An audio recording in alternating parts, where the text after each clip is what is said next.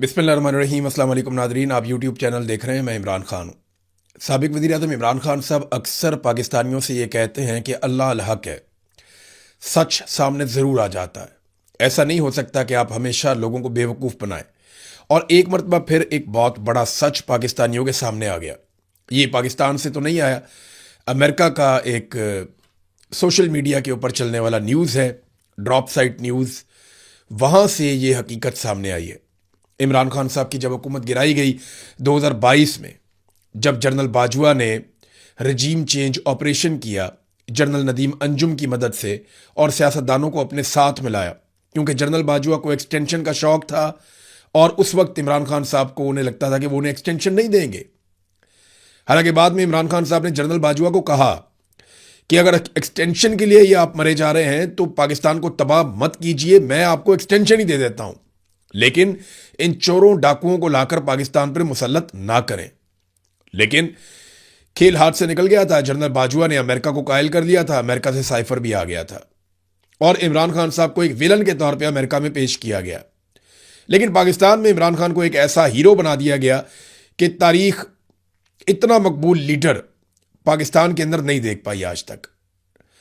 अब इमरान खान साहब ने उस वक्त दावा किया था, एक साइफर के बारे में कौम को बताया था कि अमेरिका ने बाकायदा धमकी लगाई है और अमेरिकन धमकी के नतीजे में मेरी हुकूमत पाकिस्तान में ख़त्म की गई है और हमें धमकियां आ रही हैं। इमरान खान साहब ने जब वो वज़ीर आज़म थे ना, तो जो एक पब्लिक के बीच में खड़े होकर एक तकरीर की थी, वो बड़ी यादगार थी। उन्होंने हाथ के अंदर एक पेपर पकड़ा हुआ था और ऐसे लहराया था कि ये खत है मेरे पास सबूत के तौर पे। लफ्ज़ साइफर उन्होंने इस्तेमाल नहीं किया, लेकिन क्योंकि वो अवामी लफ्ज़ नहीं था, लोग ज़्यादा साइफर को जानते नहीं थे कि ये क्या होता है, लेकिन लेटर उन्होंने बोला था, खत उन्होंने बोला था इमरान खान साहब ने। जरा ये सुने कि इमरान खान साहब ने उस वक्त क्या कहा था, क्योंकि अब वो खत मंजरे आम पे आ गया। बाकायदा ड्रॉप साइट न्यूज़ ने उस खत को पब्लिक कर दिया है, सोशल मीडिया पे डाल दिया है। और मैं आपको कंफर्म करता हूं, क्योंकि मैंने कासिम सूरी साहब से भी बात की है और मैं खुद इमरान खान साहब को मिलने के लिए गया था 10 मार्च 2022 को, क्योंकि साइफर आया था 7 तारीख को, तहरीक अदम एतमाद आई थी 8 तारीख को, मेरी इमरान खान साहब से मुलाकात हुई थी 10 तारीख को। और 10 तारीख को मैंने एक वीलॉग किया था जिसमें मैंने ये कहा था कि इमरान खान साहब के पास ऐसे सबूत मौजूद हैं कि उनकी हुकूमत गिराने के लिए बैरूनी मुदाखलत हो रही है। वो 10 मार्च 2022 का आप मेरा वीलॉग निकाल के रिकॉर्ड के ऊपर देख सकते हैं। तो तब इमरान खान साहब ने मुझे दिखाया था कि ये लेटर आया हुआ है अमेरिका से। साइफर का मुझे उस वक्त आइडिया नहीं था कि इसको साइफर किसे कहते हैं। मैंने क्योंकि कभी फॉरेन ऑफिस को कवर नहीं किया ना, मुझे साइफर का, डिमार्श का, ये वाली टर्मिनोलॉजी का तब पता होता जब मैं को कवर करता, मैं क्राइम रिपोर्टिंग करता था या पॉलिटिकल रिपोर्टिंग करता था, तो यह मुझे आइडिया नहीं था। बहरहाल मैं भी तस्दीक करता हूं कि ये वही लेटर है जो इमरान खान साहब ने कहा था। आज इमरान खान सच्चा साबित हुआ और जनरल बाजवा झूठा साबित हुआ। आज इमरान खान सच्चा साबित हुआ, शहबाज शरीफ, आसिफ अली जरदारी, नवाज शरीफ और ये सारे जितने फजल रहमान समेत ये सारे सियासतदान झूठे साबित हुए। आज पाकिस्तान की अदलिया जो है वो गलत साबित हुई और कासिम सूरी का जो बयानिया था या कासिम सूरी की जो रूलिंग थी वो आज दुरुस्त साबित हुई और ये सबूत सारी दुनिया के सामने आ गया। अब कर लो अपना मुंह काला। इमरान खान साहब ने उस दिन क्या कहा था, जरा ये पहले आप सुने। मैं इल्जामात नहीं लगा रहा, अब ये जरा सुने, मैं इल्जामात नहीं लगा रहा। मेरे पास जो ये खत है ये सबूत है, ये मेरे पास जो खत है ये सबूत है। और मैं आज ये सबके सामने कहना चाहता हूं कि कोई भी शक कर रहा है ना इस मेरे खत के ऊपर, कोई भी शक कर रहा है, मैं उनको दावत दूंगा, ऑफ द रिकॉर्ड बात करेंगे, लेकिन मैं आपको खुद देख सकेंगे कि ये मैं किस किस्म की बात कर रहा हूं। अपनी कौम और मीडिया को ये सोचने, हम सबको हमने ये सोचना है कि हम कब तक ऐसे रहना चाहते हैं। मैं अपनी कौम को भी कह रहा हूं, अपने मीडिया को भी कह रहा हूं, कि हम कितनी देर इस तरह गुजारा करेंगे। धमकियां मिल रही हैं। ये इमरान खान साहब ने बड़े दुखी अंदाज में उस दिन बताया था। 27 मार्च 2022 को धमकियां मिल रही हैं और साइफर लहराया था और फिर अपने वॉइस कोड के अंदर रख लिया था और दावत दी थी कि जिसको एतबार नहीं है वो आकर ऑफ द रिकॉर्ड बैठ जाए, मैं सबूत देता हूं। ये इमरान खान साहब ने कहा था। उस वक्त का जो डीजी आईएसपीआर था जनरल इफ्तिखार बाबर, उनका स्टेटमेंट क्या था, जरा ये भी आप सुन लें। हमारे लिए ये हैरान कुन था जब 27 मार्च इस्लामाबाद के जलसे में कागज का एक टुकड़ा लहराया गया और ड्रामाई अंदाज में एक ऐसा बयानिया देने की कोशिश की गई जिसका हकीकत से दूर दूर तक कोई वास्ता नहीं था। साइफर के हवाले से हाल ही में कई हकायक मंजर आम पर आ चुके हैं। लो जी, कागज का टुकड़ा करार दिया और उसका हकीकत से कोई ताल्लुक नहीं था, ये उस वक्त के DG ISPR general Iftikhar Babar ने कहा था। जर्नैल झूठे साबित हुए, इमरान खान सच्चा साबित हुआ। वो साइफर मौजूद है और उसके अंदर क्या लिखा है वो भी मौजूद है। आपको मैं उसका एक टुकड़ा पढ़ के सुनाता हूं कि साइफर के अंदर क्या क्या चीजें हैं। ये देखिए उसकी ट्रांसलेशन।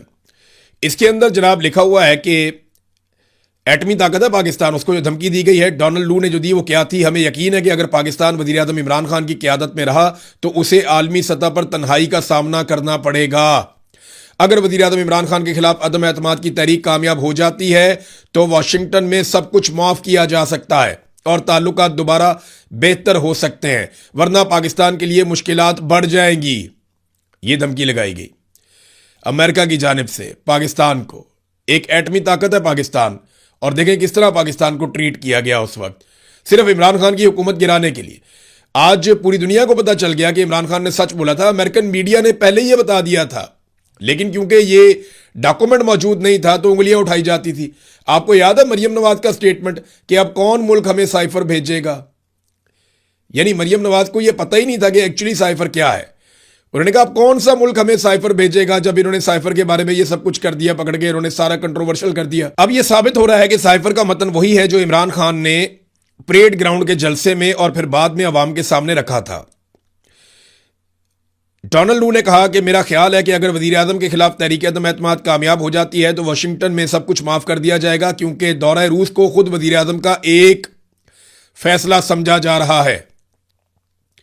बसूरत दीगर मैं समझता हूं कि आगे का रास्ता बहुत मुश्किल हो जाएगा। वो कुछ देर के लिए रुके और फिर कहा मैं ये तो नहीं बता सकता कि यूरोप उसे किस नजर से देखेगा, लेकिन मुझे शक है कि उनका रद्द-ए-अमल भी कुछ ऐसा ही होगा। फिर उन्होंने कहा कि ईमानदारी की बात यह है कि मैं समझता हूं कि यूरोप और अमेरिका की तरफ से वजीर आजम की तन्हाई बहुत शदीद हो जाएगी। ये पाकिस्तान को धमकियां लग रही थी और यही बात इमरान खान कह रहा था। तो जब इमरान खान ने कहा कि क्या हम कोई गुलाम है, ये इसका नतीजा था। फिर इमरान खान ने जो एब्सोल्युटली नॉट कहा था उसका नतीजा था। और इमरान खान साहब ने कहा कि मैं तो आर्मी चीफ से सबसे बात करके फिर गया था रशिया मुशावरत करने के बाद, और रूस जाने से एक दिन पहले मुझे पता चलता है कि रशिया अटैक करने वाला है यूक्रेन के ऊपर। तो मैं जनरल बाजुआ से मशवरा करता हूं कि मुझे जाना चाहिए या नहीं। तो जनरल बाजुआ मुझे यह कहता है कि आपको जरूर जाना चाहिए क्योंकि आपका दौरा पहले से तय है। और मैं दोबारा राब्ता करता हूं और फिर जनरल बाजुआ को कहता हूं और जनरल बाजुआ फिर कहता है कि आपको जरूर जाना चाहिए। यानी पाकिस्तान की मिलिट्री एस्टेब्लिशमेंट और इमरान खान जाने के मामले में एक पेज पर थे, लेकिन बाद में पाकिस्तान की मिलिट्री एस्टेब्लिशमेंट ने अपने सोर्सेज के जरिए से अमेरिका को कायल किया कि इसके अंदर सिर्फ इमरान खान इन्वॉल्व है और हम नहीं चाहते थे कि इमरान खान रशिया जाए। किस तरीके से अमेरिका को तैयार करके इमरान खान साहब को हुकूमत में से निकाला गया। नाजरीन, साइफर एक मरतबा फिर सामने हकीकत बनकर खड़ा है और यह साबित हो रहा है कि पाकिस्तान में रजीम चेंज ऑपरेशन जर्नैलों की एक साजिश थी, जिसमें उन्होंने अमेरिका को पहले गुमराह किया, फिर उनसे कॉन्सेंट लेने के बाद उनके हुक्म के मुताबिक पाकिस्तान में रजीम चेंज ऑपरेशन कर दिया। और वजह क्या थी? सिर्फ पाकिस्तान की मिलिट्री एस्टेब्लिशमेंट के जाती मफादात और एक आर्मी चीफ की एक्सटेंशन की ख्वाहिश। अब जो नया आर्मी चीफ है उसकी भी एक्सटेंशन की ख्वाहिश थी। ये जो आगे बैठ जाता ना कुर्सी छोड़ता ही नहीं, ये बड़ा प्रॉब्लम है।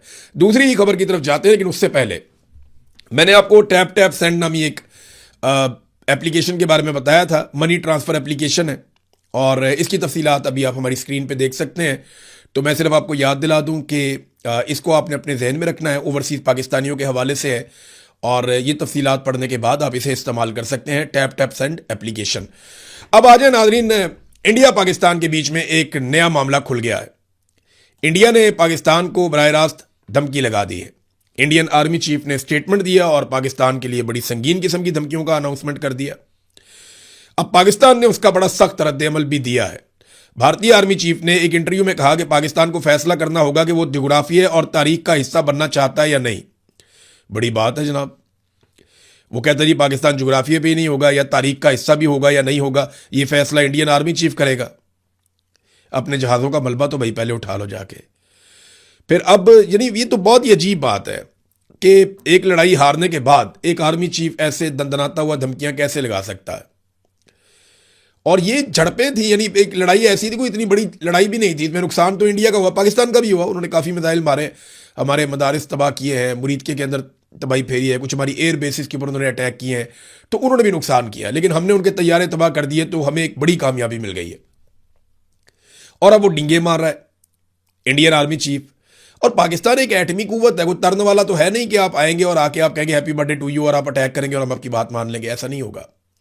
गो कि इंडिया की फौज बहुत बड़ी है, आपके हथियार बहुत ज्यादा है, लेकिन हम एक एटमी कुव्वत हैं।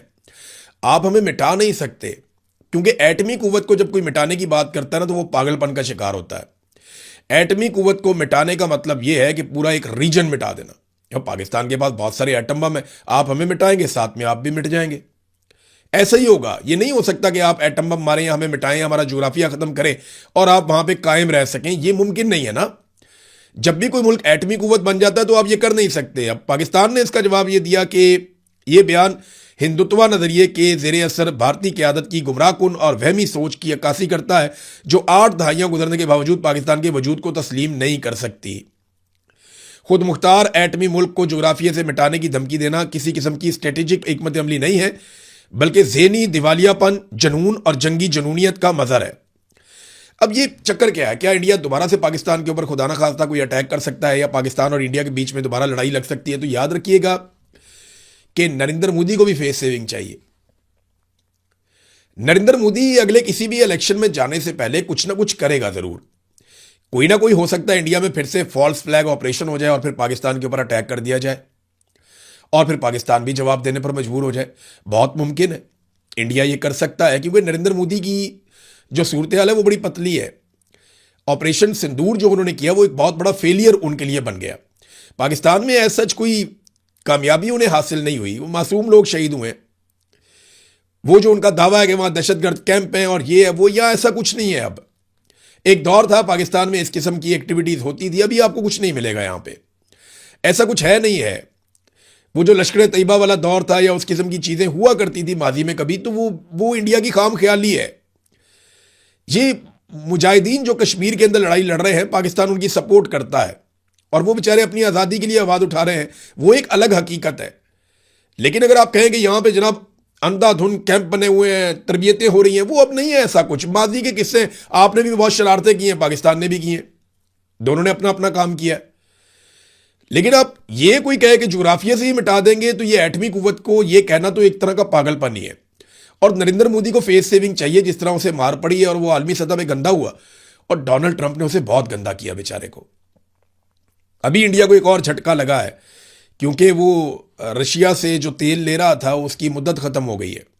अब या तो डोनाल्ड ट्रंप एक मरतबा फिर उनको सहूलत दे। वैसे इंडिया को डोनाल्ड ट्रंप सहूलत दे ही देता है कुछ ना कुछ करके, पाकिस्तान को सिर्फ तारीफें करता है, पाकिस्तान को सिर्फ जो है वो आसरा देता है, सहूलतें जो है वो इंडिया को देता है। अब मामला यह है कि क्या इंडिया वाकई पाकिस्तान के साथ फड्डा कर सकता है? तो मुझे यकीन है कि जरूर किया जा सकता है ऐसा। बड़ी लड़ाई तो शायद इंडिया नहीं लड़ेगा, लेकिन पाकिस्तान के साथ एक महदूद लड़ाई इंडिया हो सकता है कि लड़े। और देखें ये स्टेटमेंट उनके तब आ रहे हैं जब वो यूएई गए हैं और यूएई की क़यादत से जाके उन्होंने पपियां जफियां की हैं, बड़ी उनके साथ मुलाकातें की हैं। अब इंडिया के अंदर जो है वो अक़लियतों को कुचला जाता है और उसी मजहब के लोगों को बाहर जाके जफियां डाली जाती हैं। तो पैसा बड़ी चीज़ है और इख्तियार बड़ी चीज़ है और मफादात जो हैं वो उससे भी बड़ी चीज़ है। बहरहाल ये इंडिया पाकिस्तान का मामला, इसके ऊपर हम नज़र रखेंगे। धमकी का जवाब पाकिस्तान ने ठीक दिया है। अब एक और चीज़ है कि कल का दिन बहुत इंपॉर्टेंट है, क्योंकि एक तरफ पाकिस्तान तहरीक इंसाफ ने तकरीबन तमाम धड़ों ने, इसमें सुहेल अफरीदी भी हैं, इमरान खान की बहनों ने तो आना ही आना है, वो हर दफ़ा आती हैं मंगल को, और ये मंगल तक की डेडलाइन दी हुई थी सुहेल अफरीदी ने।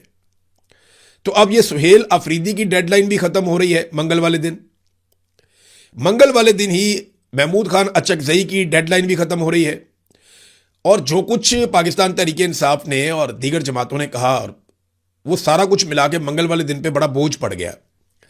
मेरी इंफॉर्मेशन ये है कि पाकिस्तान तहरीक इंसाफ को एस्टेब्लिशमेंट ने किसी भी किस्म के बड़े एहतजाज से मना किया है और दहशतगर्दी का भी एक बहाना बताया कि दहशतगर्दी के वाकयात बढ़ गए हैं, आप बाद आ जाए, ऐसी कोई हरकत मत कीजिएगा वरना आप जिम्मेदार होंगे।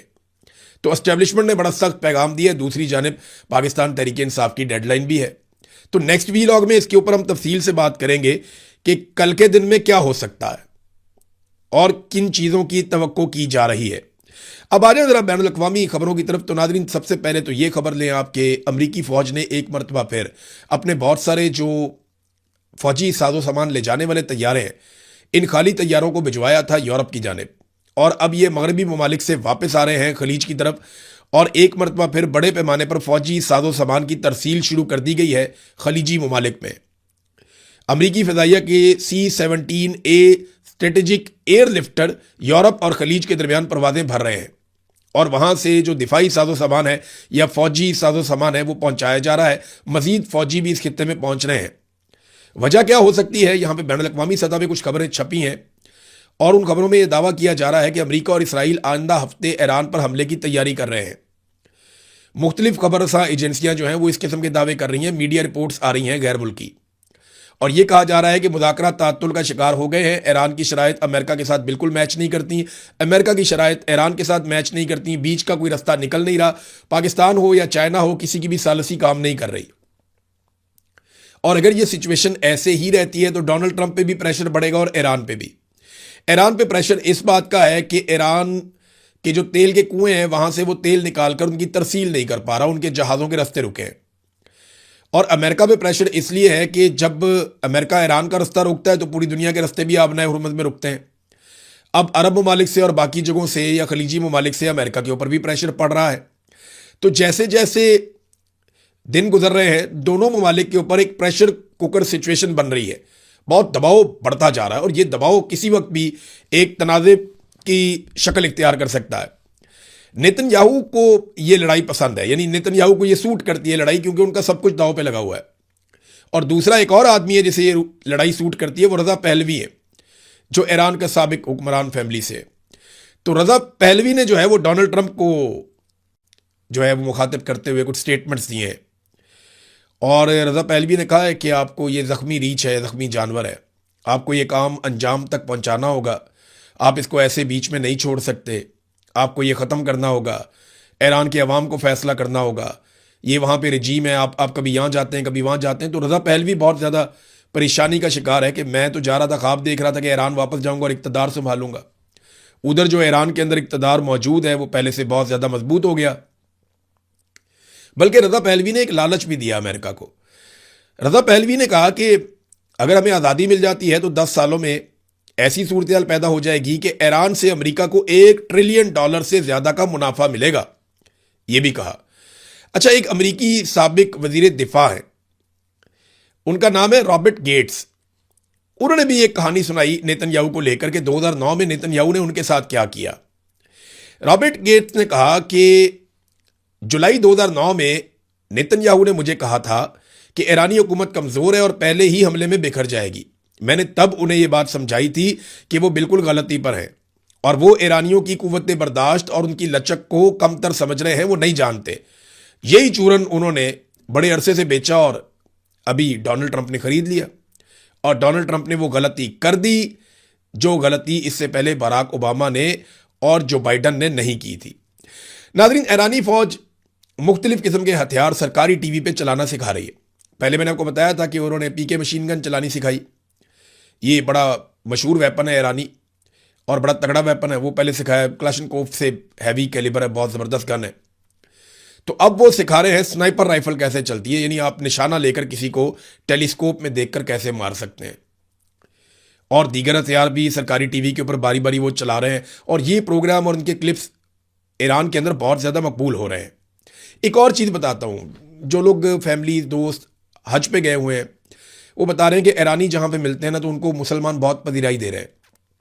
हज पे आपको पता है पूरी दुनिया से मुसलमान जाते हैं, बहुत बड़ी तादाद में वहाँ इकट्ठे होते हैं, खाना काबा के गिर्द, मस्जिद नबवी वहाँ पे भी जाते हैं, मदीना और मक्का में।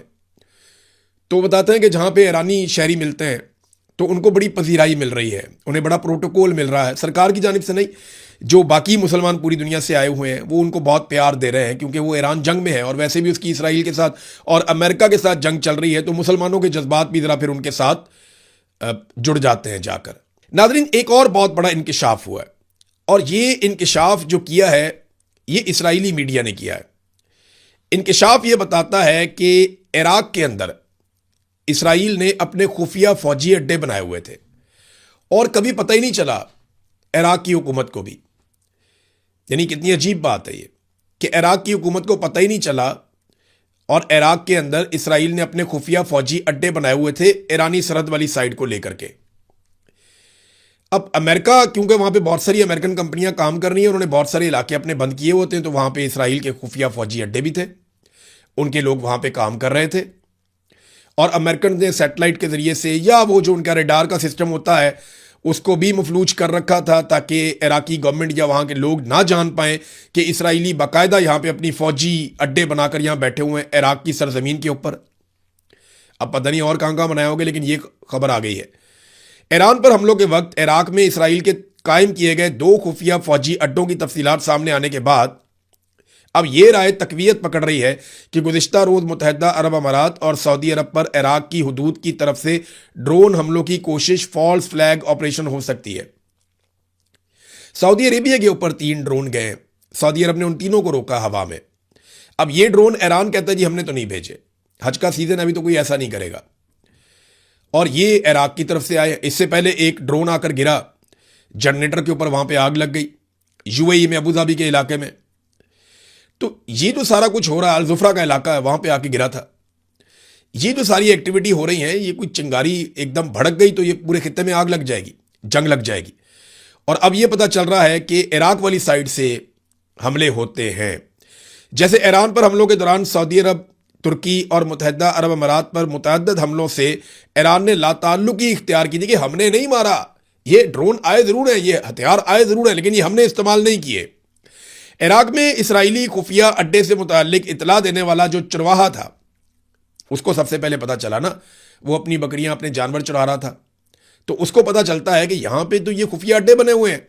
तो इराक में इसराइली खुफिया अड्डे से मुताल्लिक इतला देने वाले चुराहे को इसराइली फौज ने कत्ल कर दिया था। इस खबर को अब अमेरिकी मीडिया में भी कवरेज मिल रही है, न्यूयॉर्क टाइम ने भी इसकी खबर शाया की है। इस पर मिस्री ओपन सोर्स इंटेलिजेंस अकाउंट ने एक तबसरा किया, उन्होंने बताया कि बिलाखिर कोई तो इस इराकी चरवाहे के बारे में बात कर रहा है जिसने इराक के सहरा में एक खुफिया इसराइली फौजी अड्डे का सुराग लगाया था और इसराइली फौज ने उसका पीछा करके उसे हलाक कर दिया था, जिन्होंने उसके पीछे एक हेलीकॉप्टर भेजा और उस वक्त तक फायरिंग की जब तक कि उसकी गाड़ी शोलों की लपेट में नहीं आ गई। तो ये एक चरवाहे ने पोल खोला था और अब समझ आ रही है कि किस तरीके से इस रीजन से जब अटैक किया जाता है तो ऐसा तासुर बनता है कि ये हमले ईरान कर रहा है। बहरहाल अब तक के लिए इतना ही, अपना ख्याल रखिएगा, अपने चैनल का भी। अल्लाह हाफ़िज़।